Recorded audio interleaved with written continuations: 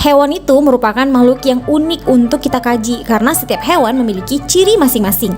Demikian pula dengan pola perilakunya. Jadi setiap hewan itu memiliki pola perilaku yang berbeda-beda. Dan terkadang ada pola perilaku hewan yang unik banget. Dan lo tahu perilaku hewan ini merupakan responnya terhadap kondisi dari dalam atau luar tubuhnya. Nah, jadi di dalam biologi itu ada salah satu cabang ilmu biologi yang mempelajari khusus tentang perilaku hewan. Lo tahu namanya apa? Yes, namanya adalah cabang etologi. Jadi etologi ini kita mempelajari tentang perilaku hewan beserta faktor-faktor yang mempengaruhinya. Dan lo tahu nggak kenapa hewan itu memiliki perilaku yang berbeda-beda?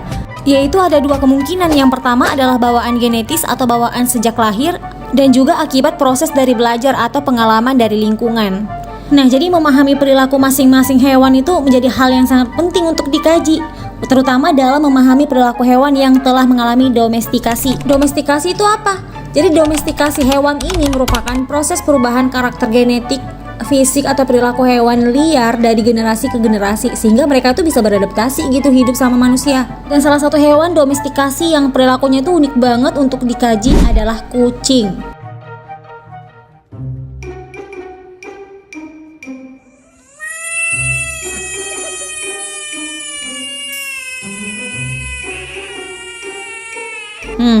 Siapa nih dari lo yang pencinta kucing? Gue rasa nggak ada deh orang yang nggak kenal sama hewan satu ini. Jadi tingkahnya itu ada aja gitu. Dan lo tebak deh hewan mana tuh yang punya babu selain kucing? Ngerasa spesial banget lo ya, Meng, punya babu. Emang mantap lo. Tapi walaupun gitu, si kucing ini salah satu hewan berbulu yang banyak banget dipelihara sama orang. Ya salah satunya gue sih, walaupun dianggap babu, tapi ya udah deh, nggak apa-apa. Terserah lo aja deh, Meng. Nah, jadi lo tahu bahwa kucing ini merupakan hasil domestikasi dari Miacis yang juga merupakan nenek moyang dari anjing dan beruang. Nah, ternyata anjing, beruang sama kucing itu satu nenek moyang yang sama. Tapi kemudian Miacis ini mengalami evolusi menjadi kucing besar seperti singa dan harimau yang kemudian berevolusi menjadi nenek moyang kucing domestik. Kemudian nenek moyang kucing domestik ini pertama kali ditemukan berdasarkan hasil fosil mumi kucing yang ditemukan di Mesir. Berdasarkan penelitian yang dilakukan oleh Claudio Ottoni, itu seorang peneliti, itu mengatakan bahwa domestikasi kucing ini terjadi dalam dua jenis. Dan dia juga mengatakan bahwa kucing domestik ini memiliki nenek moyang yang sama, yaitu berasal dari kucing liar Afrika Utara atau Asia Barat. Dan selain itu lo tahu, dengan mempelajari DNA kucing purba dari seluruh dunia, jadi para peneliti itu menemukan domestikasi kucing itu terjadi pada periode Neolitik dan kemudian sampai pada Mesir kuno. Nah, ternyata asal-usul kucing itu jauh juga ya, tapi kenapa kucing itu bisa sampai gitu di tempat kita? Nah, jadi lo tahu, dengan menganalisis DNA purba dari sisa-sisa kucing yang ditemukan di kota pelabuhan, berdasarkan penelitian-penelitian, para ilmuwan itu dia menyimpulkan bagaimana kucing itu bisa tersebar. Zaman dulu kucing itu dibawa dengan kapal untuk dijadikan sebagai penjaga gudang makanan dari hewan pengerat dan seringkali dibawa dalam pelayaran. Nah, jadi itu sejarah persebaran kucing. Seru juga ya membahas tentang sejarah perkucingan ini. Jadi buat lo yang pencinta kucing, lo jangan nggak tahu nih sejarah persebaran kucing, lo harus tahu. Oke, next. Jadi kucing domestik ini memiliki beberapa pola perilaku yang unik banget sama seperti hewan lainnya. Salah satu perilaku unik yang dapat kita amati adalah perilaku kucing yang selalu menjilat badannya. Dan kadang-kadang dia ngejilat badannya dengan muka yang sombong gitu. Lo lihat tuh kan. Tapi kita tuh walaupun muka kucing itu ngeselin, sombong, tetap aja gemes banget gitu kan. Udahlah, gak berhenti sampai di situ, Wak. Jadi masih banyak perilaku unik kucing lainnya yang dapat dikelompokkan dalam 10 perilaku. Ngapain sih peneliti itu melakukan penelitian ini gitu? Kurang kerjaan banget gitu ya. Tapi ternyata penelitian ini penting banget untuk mengkaji dan mengerti pola perilaku yang ditunjukkan oleh kucing domestik. Jadi buat lo pencinta kucing, lo harus tahu, guys. Yang pertama, pola perilaku intensif. Apa itu? Ya, pola perilaku makan. Jadi sama seperti hewan lainnya, nggak sama ya. Kalau kucing itu makannya itu disediain tuh sama si tuan. Emang babu, emang tuh tuan. Jadi kucing ini dia memerlukan nutrisi untuk bertumbuh dan berkembang. Ya iyalah, namanya juga makhluk hidup ya kan. Pasti dia butuh nutrisi atau makanan untuk dia tumbuh dan berkembang gitu. Jadi kucing ini merupakan hewan karnivora atau hewan pemakan daging. Tapi tunggu. Kucing itu karnivora, tapi sekarang apa kucing udah berevolusi kali ya? Sekarang kucing itu makan segalanya, lu lihat aja nih. Apaan? Semua dimakan sama si kucing. Emang kadang-kadang ada aja itu tingkah si kucing unik banget gitu kan. Tapi sebenarnya kucing ini emang karnivora, jadi pemakan daging. Oleh karena itu bentuk anatomi dan fisiologi dari sistem pencernaan kucing itu telah termodifikasi sedemikian rupa sehingga dapat mencerna daging secara efisien. Nah, secara ilmiah kucing ini memiliki kebiasaan makan yang sedikit namun berkali-kali. Lo lihat aja, dia makan emang dikit tapi dia ngulang mulu gitu kan berkali-kali. Jadi pencernaan kucing ini dia ada 2 fase. Fase yang pertama ada fase apetitif dan yang kedua ada fase konsumtif. Apa perbedaannya? Jadi perbedaannya itu adalah fase apetitif ini kucing itu mengejar, berburu, menangkap dan membunuh mangsanya. Sedangkan pada fase konsumtif, kucing ini memakan buruannya tersebut. Jadi ada 2 fase. Tapi pada kucing domestik, fase apetitif ini ditunjukkan dengan sikap kucing mengeong meminta makan sama babunya. Terus perilaku kucing mencuri makanan di meja makan dan perilaku kucing mengais makanan di tempat sampah. Itu sering banget kita lihat kan? Nah, itu adalah fase apetitif. Sedangkan pada fase konsumtif itu ditunjukkan dengan bentuk mengunyah, yaitu mereka memotong-motong makanan dan menelan untuk memakannya. Itu adalah fase konsumtif. Pola perilaku yang kedua ada pola perilaku seks atau perilaku kawin. Nah, ini nih. Jadi pola perilaku kawin pada kucing itu sering ditandai dengan adanya suara bising yang dikeluarkan oleh kucing yang masuk pada masa kawin. Jadi kalau suara kucing itu berisik banget, ya mungkin ada kemungkinan dia tuh mau kawin. Ngerti dong lu. Jadi suara berisik ini dikeluarkan pertama kali oleh kucing betina dengan tujuan apa? Dengan tujuan untuk menarik perhatian si jantan. Gatal emang si kucing betina ini. Tapi kalau tiba-tiba ada jantan membalas suara kucing betina lu itu dengan mengeong juga, itu artinya proses kawin mereka akan dimulai. Dan suara mengeong keduanya akan semakin keras dan semakin bersahutan, sehingga terkadang seperti sedang berkelahi gitu. Padahal mereka sudah kawin. Tapi kenapa kucing harus berisik ya pas kawin? Apa mereka bahagia atau mereka sengaja mau pamer gitu? Lo tahu kenapa suaranya berisik pas kawin? Itu karena adanya duri di penis si kucing jantan. Ngeri banget ya. Jadi penis kucing ini memiliki duri keratin kecil yang berfungsi untuk merangsang ovulasi kucing betina, cuy. Makanya kucing betina itu ngeong-ngeong karena kesakitan. Kesakitan atau keenakan lo, Meng? Hehe, canda. Oke, masih dalam fase perkawinan, yaitu fase sedang birahi. Jadi kucing itu sedang birahi, dimana kucing itu umumnya mengalami penurunan nafsu makan yang disebabkan oleh peningkatan hormon estrogen pada betina dan hormon testosteron pada jantan. Nah, kalau kucing lo tiba-tiba nurun nafsu makan, itu mungkin ya dia sudah mengalami proses kawin, cuy. Jadi lo harus ngerti ya, lo jangan maksa kucing lo, karena itu normal. Karena pada saat tersebut produksi sperma jantan itu akan meningkat, begitu pula pada betina yang menyiapkan rahim serta sel telur terbaik untuk dibuahi. Nah, ini tuh disebabkan karena peningkatan suhu tubuh dan adrenalin kucing yang menyebabkan kucing itu menjadi sangat gelisah dan ditunjukkan dengan perilaku yang mondar-mandir sana sini, sehingga nafsu makan si kucing ini menjadi menurun karena semangatnya sangat tinggi untuk segera kawin. Orang kawin tuh emang bawaannya gelisah gitu ya guys. Pola perilaku ketiga yaitu pola perilaku eliminatif. Ini pola perilaku membuang kotoran. Jadi perilaku kucing membuang kotoran itu sangat unik. Saking uniknya tuh berak di kasur gue. Tapi anehnya gue gak marah gitu, kayak udah dihipnotis gitu sama si kucing. Nah, jadi perilaku kucing itu unik banget. Kenapa? Karena dia menguburkan kotoran yang dikeluarkannya, baik jika membuang kotoran itu di tanah maupun jika tidak di tanah, itu kucing juga akan tetap membuat gerakan seolah-olah dia menguburkan kotorannya. Jadi lu jangan heran kalau misal kucing lu itu berak di kasur terus gerakan gali-gali tanah seolah-olah menguburkan kotorannya. Itu emang udah bawaan.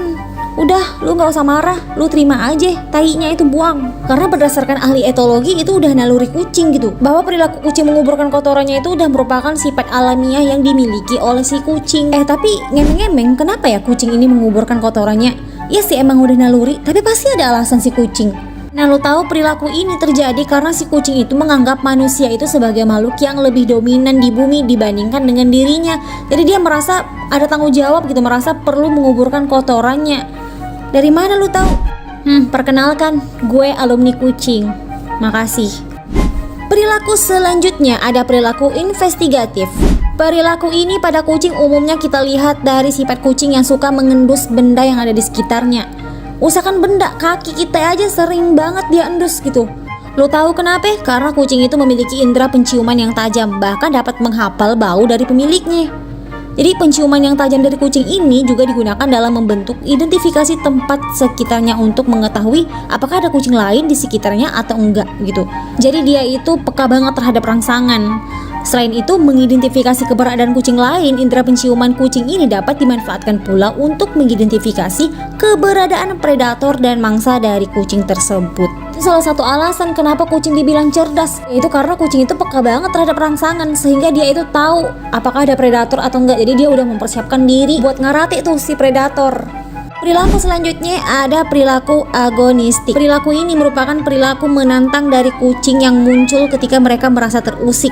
Jadi ini ditandai dengan adanya suara mengeong yang sangat keras dari si kucing tersebut dan disertai dengan usaha menggigit atau menyerang si lawannya itu. Tahu nggak, kadang-kadang gua siram tuh kucing yang berantem pakai air karena sumpah berisik banget.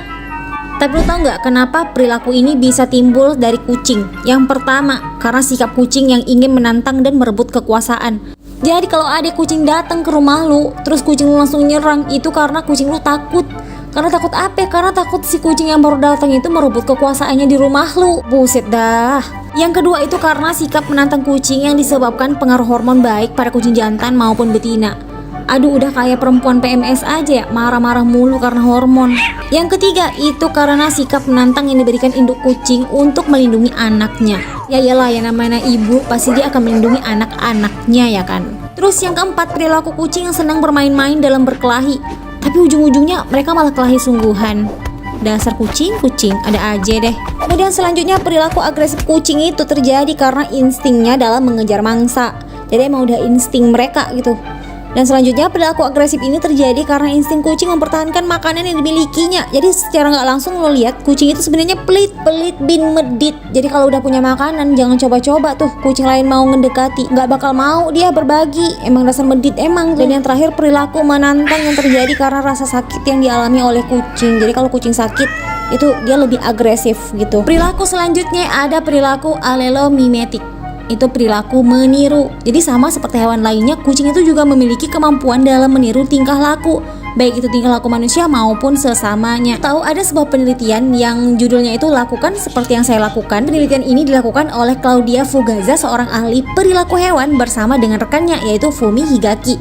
Jadi dia melakukan penelitian ini untuk melihat apakah kucing yang diajari itu dapat meniru beberapa perilaku yang diperintahkan. Jadi percobaan yang dilakukan ini bertujuan agar kucing melakukan sebuah tindakan ketika pelatih mengucapkan kata lakukan seperti yang saya lakukan. Jadi si Fugaza sebagai pengamat yang mengamati apakah kucing itu merespon 18 perilaku yang diperintahkan oleh Higaki, dan ternyata perintah ini dilakukan sama si kucing. Perintah yang bagaimana? Jadi perintah berupa membuka laci, terus berputar, menjangkau dan menyentuh mainan hingga terbaring dalam posisi tertentu. Jadi lo tahu berdasarkan penelitian itu ditemukan bahwa kucing ini akan merespon perintah seperti itu sekitar 81%.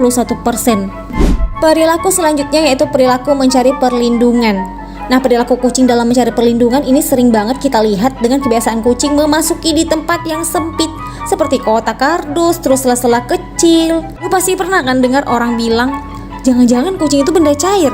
Kenapa? Karena dia itu bisa masuk kemanapun menyesuaikan wadah. Udahlah, emang unik banget nih hewan. Jadi alasan kucing kenapa dia selalu sembunyi itu karena kucing bisa melihat apapun yang akan mendekat ke arahnya tanpa terlihat. Dia mau sok-sok kamuflase padahal kelihatan banget tuh si bulat badannya itu. Tapi itu memudahkan kucing untuk memantau dan menangkap mangsanya gitu. Perilaku selanjutnya ada perilaku epimeletik. Ini apa? Ini perilaku kucing yang menyayangi anaknya. Perilaku ini ditandai dengan kucing itu akan berdesis kalau ada hewan lain yang mendekati ia dan anaknya. Gitulah berdesisnya. Gue nyontohin aja sih. Di perilaku ini juga diwujudkan dalam pola makan induk kucing, di mana saat anak kucing itu masih kecil, ya sekitaran 1-3 bulan, induk kucing tuh akan serakah makannya. Serakah banget, kayak kucing gak dikasih makan gitu. Tapi itu udah naluri kucing, naluri ibu kucing. Karena apa? Karena seorang ibu itu perlu makan banyak demi memenuhi pasokan susu bagi anak-anaknya. Jadi perilaku ini mulai berubah saat anak kucing berumur 3-5 bulan, di mana induk kucing ini akan membiarkan anaknya menikmati makanannya terlebih dahulu, dan kemudian ia akan memakan sisa dari anak-anaknya. Jadi lu lihat aja tuh, kalau kucing punya anak pasti dia ngalah gitu sama anak-anaknya.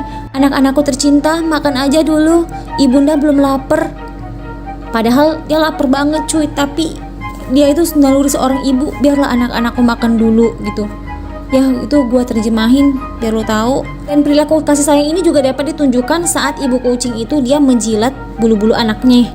Perilaku selanjutnya ada epimeletik, yaitu perilaku pada kucing yang terjadi karena adanya hubungan yang erat antara kucing dengan majikannya.